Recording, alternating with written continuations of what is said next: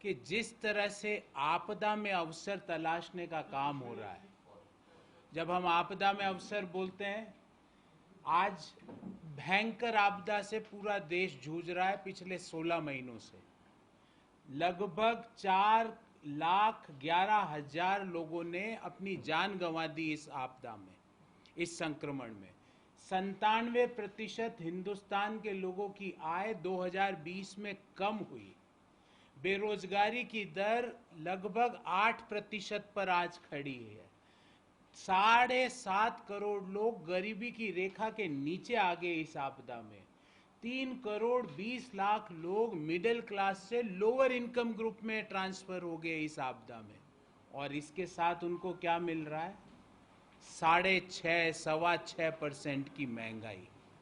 जब लोगों की नौकरियां जा रही है, चारों तरफ से एक ही, और आपको भी आपके भी परिवार में ऐसी न्यूज़ जरूर आ रही होगी, या तो परिवार के किसी सदस्य की नौकरी गई, सैलरी या कट हुई, या पिछले 4 महीने से सैलरी नहीं मिली।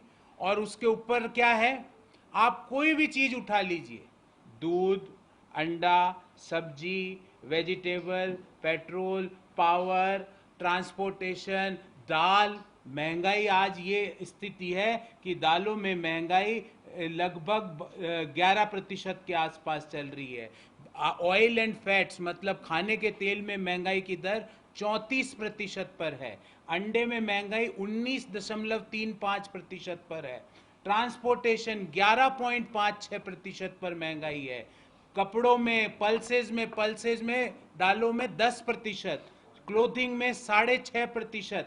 Food inflation is at 6%। ये इस आपदा के समय क्या इस महंगाई को कोई भी व्यक्ति, इकोनॉमिकली छोड़ दीजिए, मैं इकोनॉमिकली तथ्यों पे बाद में बात करूंगा, पर एक सरकार का एक नैतिक कर्तव्य होता है, क्या इस नैतिकता के पैमाने पर यह महंगाई इस आपदा में जायज है, जिसने मिडिल इनकम ग्रुप और लोअर इनकम ग्रुप की कमर तोड़ दी? जिस आपदा में 4,11,000, ऑफिशियल बता रहा हूं, भारत सरकार का आंकड़ा, 4,11,000 लोगों ने अपनी जान गंवा दी। जिस आपदा में 3 करोड़ से ज्यादा लोग संक्रमित हो गए, जिस आपदा में 97% भारतीयों की आय 2020 में कम हुई, उस आपदा के दौरान आप उनको दे रहे हो खाने के तेल की महंगाई 34%। पेट्रोल डीजल, मुझे अब, पहले मैंने सोचा कि ये 200 रुपए का नोट भारत सरकार ने क्यों निकाला, फिर मुझे समझ में अब आ रहा है, क्योंकि मैंने दुनिया के कोई देश में 200 की करेंसी का नोट नहीं देखा। मैं भी ट्रेवल करा काफी दुनिया के देशों में, पर अब समझ में आया, क्योंकि 100 रुपये पर लीटर में तो 1 लीटर भी तेल नहीं आ रहा है। तो 200 का नोट इसलिए निकाला क्योंकि उनकी मंशा तेल को वहां पहुंचाने की थी। बात होती थी जीडीपी के विकास की। शायद भारत सरकार ने, क्योंकि नाम चेंज के मास्टर लोग हैं, शायद जीडीपी का नाम कर दिया है गैस, डीजल और पेट्रोल। उसका विकास किया जा रहा है। और रोज सुबह आप अखबार खोलो तो एक ही खबर आती है, आज पेट्रोल 35 पैसे बढ़ गया, आज डीजल 50 पैसे बढ़ गया। 1 जनवरी से अगर हम अब तक देखें तो 66 टाइम्स पेट्रोल और डीजल के दाम 1 जनवरी से अब तक बढ़ चुके हैं। कभी सवाल पूछते हैं तो बोलते हैं इंटरनेशनल प्राइसिंग है।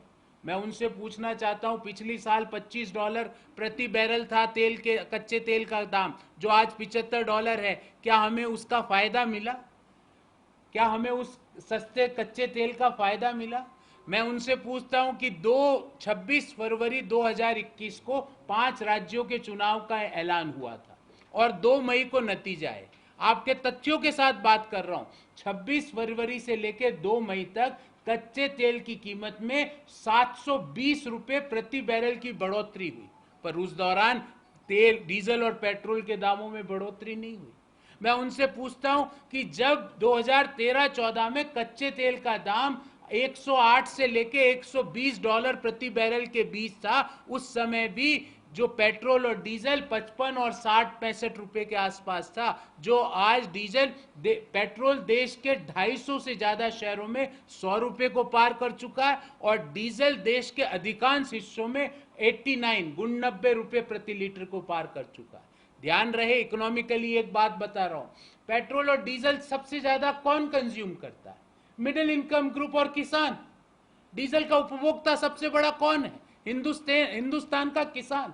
आपने उस किसान की खेती की लागत 20,000 रुपए प्रति हेक्टेयर बढ़ा दी, क्योंकि आप निरंतर डीजल के दाम बढ़ाते जा रहे हो।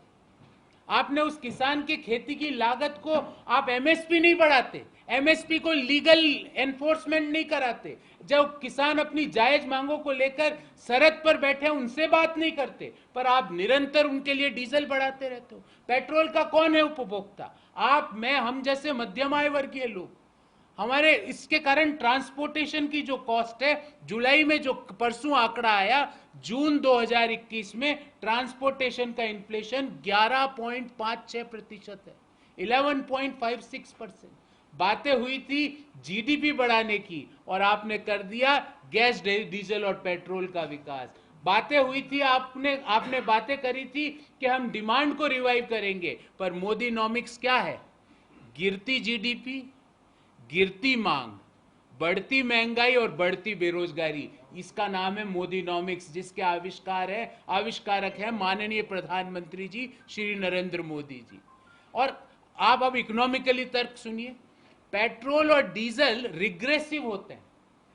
रिग्रेसिव का जब मैं मतलब बताना चाहता हूं तो उसका अर्थ यह हुआ कि वो उन लोगों को ज्यादा पेन करते हैं जो मिडिल इनकम ग्रुप और लोअर इनकम ग्रुप में है, जो उन लोगों को ज्यादा पेन नहीं करते जो जिन 3% लोगों की आय बढ़ी है पिछले साल भी, 97% की कम हुई पर 3% की बढ़ी है।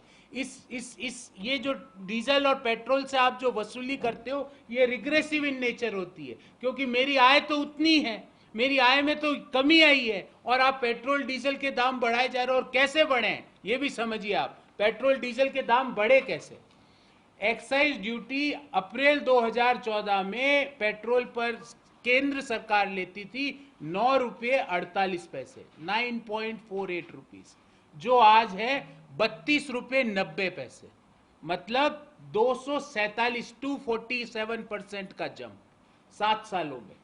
और डीजल में तो आपको सुन के आश्चर्य होगा, डीजल पर एक्साइज ड्यूटी केंद्र सरकार अप्रैल 2014 में लेती थी मात्र 3 रुपये 56 पैसे, और आज वही केंद्र सरकार प्रति लीटर डीजल पर एक्साइज ड्यूटी लेती है 31 रुपये 80 पैसे, अर्थात 794%। 8 गुना आपने एक्साइज ड्यूटी बढ़ा दी 7 सालों में। पिछले 7 सालों में सिर्फ पेट्रोल और डीजल की एक्साइज ड्यूटी से 25 लाख करोड़ रुपए का कलेक्शन हुआ है।